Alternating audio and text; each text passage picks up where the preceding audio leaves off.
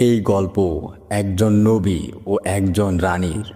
একদিকে আসমান জমিনের মালিক আল্লাহর মনোনীত নবী হযরত সুলাইমান আলাইহিসসালাম, অন্যদিকে এক রানী যার সিংহাসন ছিল স্বর্ণে মোড়ানো, কিন্তু হৃদয়ে ছিল এক অজানা শূন্যতা। শুনুন হৃদয় ছুঁয়ে যাওয়া সত্যিকারের ইমানের গল্প। নবী ও রাজা, এই দুই পরিচয়ে যিনি ছিলেন অনন্য, তিনি হলেন হযরত সুলাইমান আলাইহিসসালাম। আল্লাহ তাকে এমন এক শক্তি দিয়েছিলেন যা কল্পনাকেও হার মানায়। মানুষ, জিন, পশু পাখি এবং বাতাস সবই ছিল তার হুকুমের। একদিন সুলাইমান আলাইহিসসালাম তার পাখিদের পরিদর্শন করছিলেন। হঠাৎ লক্ষ্য করলেন একটি পাখি অনুপস্থিত। পাখিটির নাম হুদহুদ। সুলাইমান নবী রাগে বললেন, আমি তাকে কঠিন শাস্তি দেব যদি না সে আমাকে কোনো গ্রহণযোগ্য কারণ দেখাতে পারে। তার কিছুক্ষণ পর হুদহুদ ফিরে এলো, নিঃশ্বাসে যেন উত্তেজনা। সে বলল, আমি এমন এক জাতির কথা জেনেছি যা আপনি জানেন না। সাবা দেশের এক রানী আছে, নাম বিলকিস। তার আছে বিশাল সিংহাসন, কিন্তু দুঃখজনকভাবে তারা আল্লাহকে নয়, সূর্যকেই সিজদা করে। এ কথা শুনে নবী সুলাইমান আলাইহিসসালাম সঙ্গে সঙ্গে হুদহুদকে একটি পত্র লিখে দিলেন। পত্রে লেখা ছিল, আল্লাহর নামে শুরু, আমার কাজে বিদ্রোহ করো না, আত্মসমর্পণ করো, চলে এসো। হুদহুদ ছুটে গেল সেই বার্তা নিয়ে। রানী বিলকিস চিঠি পেয়ে চমকে উঠলেন। বিলকিস তার মন্ত্রীদের ডেকে পাঠালেন এবং বললেন, এ চিঠি কোনো সাধারণ মানুষের নয়, এটা এমন একজন রাজার যিনি আল্লাহর পক্ষ থেকে আসা পয়গম্বর হবেন। যুদ্ধ নয়, বিলকিস বেছে নিলেন বুদ্ধির পথ। পাঠালেন উপহার, দামি ঝলঝলে সোনারূপা সুলাইমান আলাইহিসসালামকে খুশি করতে। কিন্তু সুলাইমান আলাইহিসসালাম এই উপহার নিতে রাজি হলেন না। বরং তিনি বললেন, তোমরা কি আমাকে দুনিয়ার সম্পদ দিয়ে ফাঁসাতে চাও? আল্লাহ আমাকে যা দিয়েছেন তা অনেক উত্তম। এক্ষুনি ফিরে যাও এবং বলে দাও, আমি এমন এক সেনাবাহিনী নিয়ে আসব যার সামনে তোমাদের কিছুই থাকবে না। রানী বিলকিস বুঝলেন এবার আর দূর থেকে সিদ্ধান্ত নিলে হবে না।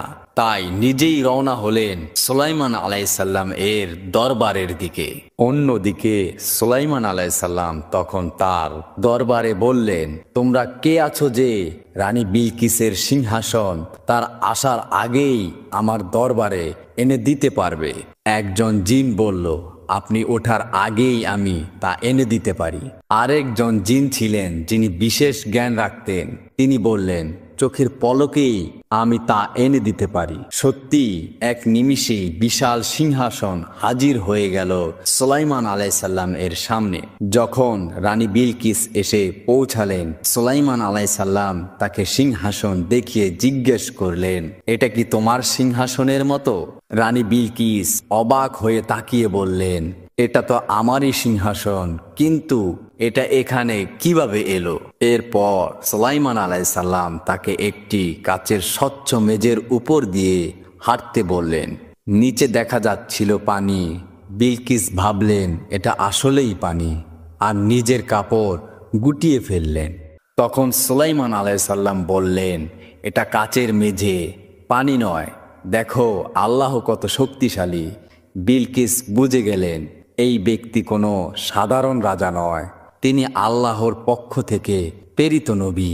রানী বিলকিস দুটি হাত উপরে তুলে বলতে লাগলো, হে আমার প্রভু, আমি নিজের উপর জুলুম করেছি। আমি এখন সুলাইমান আলাইহিসসালামের সঙ্গে সমস্ত সৃষ্টির কর্তা আল্লাহর প্রতি আত্মসমর্পণ করছি। একদিন পূর্ব দিকের পর্বতমালায় থাকা কিছু অবাধ্য জিন বিদ্রোহ ঘোষণা করল। তারা বলল, আমরা আগুনের সৃষ্টি, মানুষ আমাদের শাসন করতে পারে না। তাদের নেতা ছিল জালবান, এক ভয়ঙ্কর ও অহংকারী জিন। সে ঘোষণা দিল, আমরা আর সুলাইমানের হুকুম মানব না। এ খবর পৌঁছে দেওয়া হলো সুলাইমান আলাইহিসসালামের দরবারে। তিনি কিন্তু রাগ করেননি, বরং হিকমতের সঙ্গে প্রথমে চেষ্টা করলেন শান্তির। তিনি পাঠালেন একজন জ্ঞানী জিন হাফসানকে বার্তা নিয়ে। সেই জিন গিয়ে বিদ্রোহীকারী জিনদের বললেন, আল্লাহর পক্ষ থেকে ফিরে আসো, তাহলে তোমরা ক্ষমা পাবে, না হলে আল্লাহর সেনাবাহিনী তোমাদের ধ্বংস করবে। কিন্তু জালবান সেই প্রস্তাব ফিরিয়ে দিলেন, আর তখনই শুরু হলো যুদ্ধের প্রস্তুতি। সুলাইমান আলাইহিসসালাম তার বাহিনী সাজালেন, মানুষ, পাখি, অনুগত জিন আর বাতাস। যুদ্ধের ময়দান ছিল এক পাহাড়ি অঞ্চল। উত্তেজনাপূর্ণ অবস্থায় পাখিরা উপর থেকে খবর দিচ্ছিল, বাতাস ঘূর্ণি তুলেছিল। শত্রুর চারপাশে অনুগত জিনেরা প্রবেশ করলো। বিদ্রোহীদের ঘাঁটিতে শুরু হলো সংঘর্ষ। হঠাৎ সুলাইমান আলাইহিসসালাম আকাশের দিকে হাত তুলে বললেন, হে আল্লাহ, তুমি তাদের অন্তর নরম করে দাও, অথবা তাদের অন্যায় থামিয়ে দাও। আল্লাহর কুদরতে গর্জে উঠল আকাশ, কেঁপে উঠল পাহাড়, বিদ্যুৎ চমকালো, আর ভয় ছড়িয়ে পড়ল বিদ্রোহী জিনদের হৃদয়ে। জালবান পরাজিত হয়ে চলে এলো সুলাইমান আলাইহিসসালামের কাছে। এসে কাঁদতে কাঁদতে বলল, আমরা ভুল করেছি, হে নবী, আমাদের অহংকারই আমাদের ধ্বংস করেছে। সুলাইমান আলাইহিসসালাম বলেন, আমি শুধু আল্লাহর আদেশ মানি, ক্ষমা তারই ইচ্ছায় হয়, অনুগত হও, মুক্তি পাবে। এই কাহিনী আমাদের শেখায়, অহংকার ধ্বংস আনে, আর বিনয় ও অনুগত্য বয়ে আনে রহমত। সত্যিকারের শক্তিশালী তো সেই ব্যক্তি যে আল্লাহর পথে নত হয়ে নেতৃত্ব দেয়। সুবহানাল্লাহ। একদিন আল্লাহর ইচ্ছায় নবী সুলাইমান আলাইহিসসালাম রাজসিংহাসন ছেড়ে সাধারণ মানুষের মাঝে যাওয়ার সিদ্ধান্ত নিলেন। সাদাসিধে পোশাক পরে পরিচয় গোপন রেখে হাঁটতে লাগলেন নদীর পাড় ধরে। হঠাৎ দেখলেন এক জেলে, দারিদ্র্য ভরা জীবন, পরনে ছেঁড়া জামা কাপড়, ক্লান্ত ভরা চোখ, তবুও মুখে এক প্রশান্তির হাসি। নবী সুলাইমান আলাইহিসসালাম জিজ্ঞেস করলেন, আজকের দিনটা কেমন কাটছে তোমার? জেলে বলে উঠল, ভাইজান, মাছ কিছুই পাইনি, তবু আল্লাহর রহমতে বেঁচে আছি, সেটাই অনেক।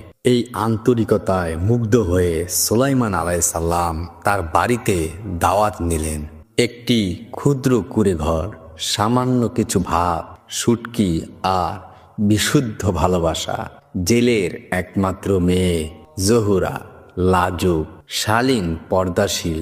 সুলাইমান আলাইহিসসালাম মনে মনে বললেন, এই মেয়েটি তো একটি রত্ন, বলে সে চলে গেলেন এবং পরদিন সকালে আবারও সে আসলেন। পরিচয় গোপন রেখে জিজ্ঞেস করলেন, আপনি যদি রাজার জায়গায় থাকতেন কেমন বর চাইতেন আপনার মেয়ের জন্য? জেলে বললেন, আমি চাই ইমানদার, আল্লাহর ভীরু, দায়িত্বশীল একজন মানুষ। দুনিয়ার ধন নয়, চাই অন্তরের পবিত্রতা। নবী সুলাইমান আলাইহিসসালাম হেসে বললেন, যদি আমি প্রস্তাব দেই? জেলে বললেন, আপনি যদি আল্লাহর ভীরু হন আর মেয়ের যদি সম্মতি থাকে তবে আমি রাজি। জেলের কথা শুনে নবী সুলাইমান আলাইহিসসালাম তার রাজ দরবারে ফিরে গেলেন। পরদিন সুলাইমান আলাইহিসসালাম এলেন রাজকীয় সাজে, সৈন্য প্রহরী নিয়ে। জেলে অবাক, ভয় কাঁপছেন। সুলাইমান আলাইহিসসালাম বললেন, ভয় পেও না, আমি সেই ব্যক্তি যে 2 দিন তোমার ঘরের অতিথি হয়েছিলাম। আমি হযরত সুলাইমান। আমি তোমার মেয়েকে বিয়ের প্রস্তাব দিতে এসেছি। তার ঈমান ও চরিত্র আমাকে মুগ্ধ করেছে। জেলে এই প্রস্তাব পেয়ে কেঁদে ফেললেন। মেয়েটি শুধু বলল, আমি শুকরিয়া আদায় করি যিনি আমাকে একজন নবী ও বাদশার স্ত্রী বানালেন। সাদাসিধে আয়োজনে নবী সুলাইমান আলাইহিসসালামের বিয়ে সম্পূর্ণ হলেন। অবশেষে নবী সুলাইমান আলাইহিসসালাম একটি কথা বললেন, মানুষকে মূল্যায়ন করো চরিত্র ও তাকওয়ার ভিত্তিতে, বাহিরের অবস্থা দেখে নয়। আল্লাহ যাকে সম্মান দেন তাকে দুনিয়ার কেউ ছোট করতে পারেন না। নবী সুলাইমান আলাইসাল্লাম বললেন, আজকের দরবার শুরু হচ্ছে। যে কারো অভিযোগ, সমস্যা, বিবাদ থাকলে এগিয়ে আসুন। একজন কৃষক এসে বললেন, আসসালামু আলাইকুম ইয়া নবী। নবী বললেন, ওয়ালাইকুম আসসালাম, হে আমার ভাই, তোমার অভিযোগ থাকলে বলো। কৃষক বলা শুরু করলো, হে নবী, আমার গম আর যবের ক্ষেত, যা আমি সারা বছর খাওয়ার জন্য রোপণ করেছিলাম, গত রাতে পুরো ক্ষেত নষ্ট হয়ে গেছে। এক রাখালের ছাগল ও ভেড়াগুলো ঢুকে সব খেয়ে ফেলেছে। প্রহরীরা এক যুবক রাখালকে নিয়ে এসেছে রাজ দরবারে। নবী সুলাইমান আলাইসাল্লাম রাখালকে বলেন, হে রাখাল, কৃষকের অভিযোগ শুনেছ তুমি? রাখাল বললেন, হে নবী, এটা আমার ইচ্ছাকৃতভাবে হয়নি। রাতের বেলায় পশুগুলো নিজেরাই বেড়া ভেঙে বের হয়ে যায়। আমি ঘুমিয়েছিলাম। নবী সুলাইমান আলাইসাল্লামের সিংহাসনের পাশে বসে আছেন দাউদ আলাইসাল্লাম, তখনও জীবিত এবং বিচারক হিসেবে বসে আছেন। নবী দাউদ আলাইসাল্লাম বললেন, ক্ষতি হয়েছে কৃষকের, তাই ন্যায় বিচার হলো রাখাল তার সব পশু কৃষকের হাতে তুলে দেবে। বাদশাহ সুলাইমান এত সময় চুপ ছিল। হঠাৎ করে বলল, হে আব্বা, যদি অনুমতি দেন আমি একটি প্রস্তাব দিতে চাই। দাউদ আলাইসাল্লাম অনুমতি দিলেন। নবী সুলাইমান আলাইসাল্লাম বললেন, ক্ষতিপূরণ অবশ্যই হওয়া উচিত, কিন্তু রাখালের সব সম্পদ কেড়ে নিলে তো সে নিঃস্ব হয়ে যাবে, আর ক্ষতিও পুরোপুরি পূরণ হবে না। বরং কৃষক রাখালের পশুগুলো কিছুদিন নিজের কাছে রাখুক, তাদের দুধ ও অন্যান্য উপকার গ্রহণ করুক, আর এই সময় রাখাল কৃষকের ক্ষেত চাষ করে আগের মতো করে দিক। যতদিন ক্ষেত আগের মতো না হয় ততদিন পশুগুলো কৃষকের কাছে থাকবে। কৃষক রাখালের পশুগুলো নিজের বাড়িতে নিচ্ছে। রাখাল লাঙ্গল কাঁধে নিয়ে কৃষকের জমিতে কাজ করতে যাচ্ছেন। এভাবেই সুলাইমান আলাইসাল্লাম এর সুবিচারের কথা মানুষের মুখে মুখে ছড়িয়ে পড়েছিলেন। তার বাবা হযরত দাউদ আলাইসাল্লাম বাইতুল মুকাদ্দাস নির্মাণ শুরু করেছিলেন, কিন্তু সেটি শেষ করার আগেই তার মৃত্যু হয়। এরপর হযরত সুলাইমান আলাইসাল্লাম সেই কাজ শেষ করার দায়িত্ব নেন। তবে কাজের অনেকটাই জিনদের উপর নির্ভরশীল ছিল। তারা কাজ করত ঠিকই, কিন্তু জিনেরা যদি জানতে পারত যে সুলাইমান আলাইসাল্লাম মারা গেছেন, তাহলে তারা কাজ ফেলে রেখে পালিয়ে যেত। মসজিদের কাজও অসমাপ্ত থেকে যেত। তাই আল্লাহ তাআলা এক অসাধারণ পরিকল্পনা করলেন। যখন হযরত সুলাইমান আলাইহিসসালাম বুঝলেন যে তার মৃত্যুর সময় ঘনিয়ে এসেছেন, তখন তিনি মেহরাব নামের একটি বিশেষ জায়গায় গিয়ে দাঁড়িয়ে গেলেন। এটি ছিল কাঁচ দিয়ে তৈরি, যার ভিতরের সবকিছু বাহির থেকে দেখা যেত। তিনি লাঠির উপর ভর দিয়ে দাঁড়িয়েছিলেন, যেন মৃতদেহ দেখে কেউ বুঝতে না পারে তিনি মারা গেছেন। তার দেহ নিথর হয়ে গেলেও লাঠির ভর দিয়ে ঠিকই দাঁড়িয়েছিলেন, ঠিক যেমন জীবিত অবস্থায় ইবাদতে মশগুল। জিনেরা বাহির থেকে দেখেই ভেবেছিল তিনি জীবিত, তাই তারা আরো 1 বছর ধরে কাজ চালিয়ে যেতে লাগলো। অবশেষে আল্লাহর হুকুমে সুলাইমান আলাইহিসসালামের লাঠিতে একটি উই পোকা লাগিয়ে দেওয়া হয়। উই পোকাটি চুপি চুপি লাঠির ভিতর থেকে খেতে থাকে। এক সময় লাঠি এতটাই দুর্বল হয়ে পড়ে যে হযরত সুলাইমান আলাইহিসসালাম এর দেহ নিচে পড়ে যায়। তখন জিনেরা বুঝতে পারে এতদিন তারা যার ভয় করেছিলেন তিনি তো অনেক আগেই মারা গেছেন। এরপর তারা গবেষণা করে জানতে পারে লাঠিটি উই পোকা খেতে ঠিক 1 বছর সময় নিয়েছে। এভাবেই আল্লাহ প্রমাণ করে দিলেন জিনেরা ভবিষ্যৎ দেখতে পারে না, আর তারা গায়েব কোনো খবর জানে না। সুলাইমান আলাইহিসসালাম ও পঙ্খিরাজ ঘোড়া, সেই রহস্যময় ঈমান জাগরণী কাহিনী। দূর দেশে এক পাহাড়ের ওপারে এক আশ্চর্যকর ঘোড়ার কথা উঠে এলো সুলাইমান আলাইহিসসালাম এর দরবারে। ঘোড়া নয়, যেন পাখির মতো 2 ডানা ছুঁয়ে দেয় আকাশ। জিনেরা এসে জানালো কেউ তাকে বশ করতে পারে না। সুলাইমান আলাইহিসসালাম মুস্কি হাসলেন, বললেন, আল্লাহর সৃষ্টি আল্লাহর আদেশেই নিয়ন্ত্রণে আসে। সুলাইমান আলাইহিসসালাম যাত্রা করলেন এক পাহাড় পেরিয়ে, গভীর অরণ্য ছুঁয়ে এক খোলা প্রান্তরে। হঠাৎ আকাশে এক ঝাপসা আওয়াজ।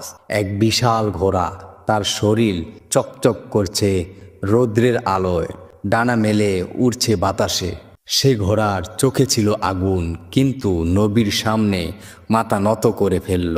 তিনি বললেন, আমি আল্লাহর আদেশে এসেছি, আমি তোমার ক্ষতি করব না, তুমি হবে আমার বাহন আল্লাহর পথে। নবী সুলাইমান আলাইহিসসালাম পঙ্খিরাজের পিঠে বসতেই বাতাস থেমে গেল, আকাশ কেঁপে উঠল। মানুষ, পাখি, জিন সবাই অবাক হয়ে তাকিয়ে থাকলো। সুলাইমান আলাইহিসসালাম বললেন, বিসমিল্লাহ, আর ঘোড়া ছুটলেন সাগর পেরিয়ে, পাহাড় ছুঁয়ে মেঘের উপরে। এবার তারা পৌঁছালো এক গোপন শহরে, মরুভূমির বুকে লুকানো পাথরের নগরী। সেখানে জিনেরা গড়েছিল এক অহংকারের সাম্রাজ্য। সুলাইমান আলাইহিসসালাম জিজ্ঞেস করলেন, তোমরা কি আমার রূহানি হুকুম ছাড়া এই শহর বানালে? তারা বলল, আমরা ভেবেছিলাম আপনি আর আসবেন না। তিনি বললেন, অপরাধীর কোনো স্থান নেই। বাতাস, ঝড় হয়ে উঠো আল্লাহর নামে। এক মুহূর্তে সব ধুলো হয়ে গেল। অভিযান শেষে একদিন পঙ্খিরাজ নিজেই বলল, ইয়া নবী, আমার মিশন শেষ, আমি ফিরে যেতে চাই আকাশের ঘরে। সুলাইমান আলাইহিসসালাম তার মাথায় হাত রাখলেন, বললেন, তুমি আমার আমানত ছিলে, যাও আল্লাহর হেফাজতে। ঘোড়া এক ঢেউয়ের মতো আকাশে মিলিয়ে গেল। একদিন নবী সুলাইমান আলাইহিসসালাম ইচ্ছা করলেন আল্লাহর দেওয়া রাজত্বের মহত্ব আর নিয়ামতের কৃতজ্ঞতা স্বরূপ তিনি একটি বিশাল ভোজের আয়োজন করবেন। এই দাওয়াতে শুধু মানুষ নয়, পশু পাখি, জিন, মাছ, পাহাড় পর্বতের জীবজন্তু সবাই থাকবে আমন্ত্রণে। এটা হবে এমন এক দাওয়াত যেখানে সবার জন্য খাবার থাকবে, আর এই দান ঘিরেই তিনি আল্লাহর সন্তুষ্টি কামনা করবেন। সুলাইমান আলাইহিসসালাম আদেশ দিলেন, তোমরা পুরো রাজ্যে ঘোষণা করে দাও, প্রত্যেক জীবজন্তু যারই ক্ষুধা আছে সে যেন আমার এই ভোজে অংশ নেয়। দাওয়াতের আয়োজনের কাজ শুরু হয়ে গেল। মানুষেরা রান্না শুরু করলো, জিনেরা আগুন জ্বালালো, পাখিরা খেজুর আর শুটকি আনলো। দূর দ্বীপ থেকে হাতির পিঠে চুলা, ঘোড়ার পিঠে হাড়ি, জিনেরা কাঁধে করে আনলো সোনা রূপার থালা। দিন গেল, রাত গেল, এমন বিশাল রান্না আর কখনোই কেউ দেখেনি। পাহাড় থেকে নেমে আসলো ভাল্লুক, বনের ভেতর থেকে এলো হরিণ, আকাশে উড়ে এলো ঈগল আর কবুতর, জলে ভেসে এলো কচ্ছপ আর ডলফিন। মানুষ, পশু পাখি সবাই শান্ত, বিনয়ী, যেন ঈদের জামাতে আসছেন তারা। নবী সুলাইমান আলাইহিসসালাম বললেন, বিসমিল্লাহ বলে খাওয়া শুরু করা হোক। প্রাণীরা যেই খেতে শুরু করবে তখনই হঠাৎ করে আকাশের দিক থেকে দেখা গেল একটা বিশাল ছায়া। সমুদ্র থেকে এলো এক বিশাল মাছ, এমন বিশাল তার দেহ, তার মাথা ছিল পারে আর লেজ ছিল পানিতে। মাছটি বলল, আমি সুলাইমান আলাইহিসসালাম এর দাওয়াত পেয়েছি, আমি ক্ষুধার্ত। নবী সুলাইমান আলাইহিসসালাম বললেন, বিসমিল্লাহ বলে শুরু করো। মাছ বিসমিল্লাহ বলে শুরু করলেন। থালার পর থালা, হাড়ির পর হাড়ি গিলে ফেললেন। সবাই অবাক হয়ে চেয়ে দেখছেন। জিনেরা থেমে গেলেন। সুলাইমান আলাইহিসসালাম নিজেই ভাবছেন, এ কি, এত খাবার, তবু কিছুই রইল না। খাওয়া শেষে মাছ বলল, হে নবী, এ তো ছিল আমার এক লোকমা খাবার, আমার তো পেট এখনো খালি। এ কথা শুনে সুলাইমান আলাইহিসসালাম কাঁদতে লাগলেন। তিনি আকাশের দিকে তাকিয়ে বললেন, হে আল্লাহ, আমি যদি তোমার এক মাছের পেটি না ভরাতে পারি তাহলে কিভাবে এই দুনিয়াকে ধারণ করব আমি। তিনি সেজদায় চলে গেলেন, বললেন, হে আমার রব, সব শক্তি, সব নিয়ন্ত্রণ একমাত্র তোমারই। আমি শুধু তোমার বান্দা, আমি গর্ব করব না, আর আমি শুকর আদায় করব আর মাথা নত করে রাখব। সেই দিন থেকেই সুলাইমান আলাইহিসসালাম আর কখনো তার রাজত্ব নিয়ে অহংকার করেননি। তিনি জানতেন, কোন নবীও আল্লাহর দয়া ছাড়া কোনো কিছুই করতে পারবে না। একটা মাছ এসে পুরো ভোজ শেষ করে দিল। আর আমাদের অহংকার হয় একটু ক্ষমতা পেলে আল্লাহর নিয়ামত অসীম, অথচ আমরা এটা বুঝতেই পারি না। একবার হযরত সুলাইমান আলাইসাল্লাম বসেছিলেন নদীর তীরে। চারদিকে ছিল নিস্তব্ধতা। আল্লাহর সৃষ্টি তিনি গভীরভাবে পর্যবেক্ষণ করছিলেন। হঠাৎ তার সামনে পড়ল একটি ছোট্ট পিঁপড়ে। এই পিঁপড়েটি তার মুখে করে একটি ছোট্ট চালের দানা নিয়ে যাচ্ছিল। পিঁপড়ার গন্তব্য ছিল নদীর কিনারা। সুলাইমান আলাইসাল্লাম অবাক দৃষ্টিতে তাকিয়ে রইল। কি করবে এই ছোট্ট প্রাণীটি? কোথায় নিয়ে যাচ্ছে এই ছোট্ট দানা? নবী সুলাইমান আলাইসাল্লাম দেখতে পেল নদীর কিনারায় একটি ব্যাঙ হা করে আছে। পিঁপড়েটি সরাসরি গিয়ে ঢুকে পড়ল ব্যাঙটির মুখের ভিতর। কিন্তু অবাক করার মতো বিষয় হলো, ব্যাঙটি পিঁপড়েটিকে গিলে খেল না, বরং মুখ বন্ধ করে শান্তভাবে পানির নিচে নিয়ে চলে গেল। কিছুক্ষণ পর ব্যাঙটি আবার পানির নিচ থেকে উঠে এলো। মুখ খুলতেই দেখা গেল সেই পিঁপড়েটি বেরিয়ে এলো এবং তার মুখে এখন আর সেই দানাটি নেই। হযরত সুলাইমান আলাইসাল্লাম শুধু জিন ও মানব জাতির নয়, বরং সে সকল প্রাণীর ভাষাই বুঝতেন। সুলাইমান আলাইসাল্লাম তখন পিঁপড়েটিকে ডেকে জিজ্ঞেস করলেন, হে পিঁপড়া, কোথায় গিয়েছিলে মুখে করে ছোট্ট একটি দানা নিয়ে? আল্লাহ পিঁপড়ার জবান খুলে দিলেন। পিঁপড়া বললেন, হে আল্লাহর নবী, সমুদ্রের গভীরে আল্লাহর এমন এক সৃষ্টি রয়েছে যার কোনো উপার্জন নেই, চলাফেরা নেই, চোখ নেই। সে আল্লাহর ইবাদত করে সারাক্ষণ। আমি প্রতিদিন একটি করে গমের দানা নিয়ে যাই তার রিজিকের জন্য। আর আমার নিজের তো পানির নিচে যাওয়ার মতো কোনো ক্ষমতা নাই, তাই ব্যাঙ হয় আমার বাহন, সে আমাকে নিয়ে যায় সেখানে। সুলাইমান আলাইসাল্লাম অবাক হয়ে জিজ্ঞেস করলেন, তুমি কি জানো ব্যাঙ যে তোমার কোনো ক্ষতি করবে না? পিঁপড়াটি বলল, হ্যাঁ, কারণ আল্লাহ তাআলা তাকে হুকুম দিয়েছেন আমাকে কোনো ক্ষতি যেন না করে। আল্লাহর হিকমত ও রহমত এমনভাবে ছড়িয়ে ছিটিয়ে আছে যা আমাদের চোখে পড়ে না, কিন্তু তার সৃষ্টি একে অন্যের জন্য নিযুক্ত। আল্লাহ তাআলা সেই প্রাণীকেও রিজিক দেন যে মানুষের চোখের আড়ালে থাকে, সমুদ্রের নিচে বসবাস করে। রাজত্বের চাবিকাঠি ছিল একটি আংটি, একটি চকচকে অদ্ভুত ডিজাইনের আংটি, যার মাঝে রহস্যময় কিছু লেখা খোদাই করা ছিল। এই আংটি শুধুই আংটি ছিল না, বরং ছিল অলৌকিক এক বস্তু। আল্লাহর হুকুমে এই আংটিটির মাধ্যমে সুলাইমান আলাইসাল্লাম যোগাযোগ করতেন জিন, পাখি ও অন্যান্য সৃষ্টির সঙ্গে। আংটির মধ্যেই লুকিয়ে ছিল তার রহস্য।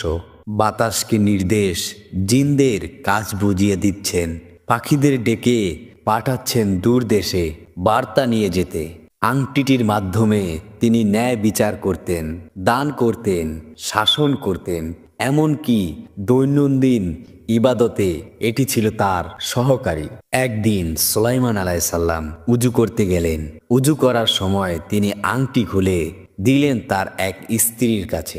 সেই সময় শয়তান রূপ পরিবর্তন করে এসে স্ত্রী সেজে আংটি চুরি করে নেয়। আর আংটি হারানোর সাথে সাথেই সুলাইমান আলাইসাল্লাম এর সব শক্তি, শাসন ক্ষমতা হারিয়ে যায়। কেউ তাকে আর চিনতেন না। সুলাইমান আলাইসাল্লাম এক জেলে পল্লীতে কাজ খুঁজছেন। কেউ তার কথা বিশ্বাস করছেন না। কেউ বলেন পাগল, আবার কেউ বলেন পলাতক দাস।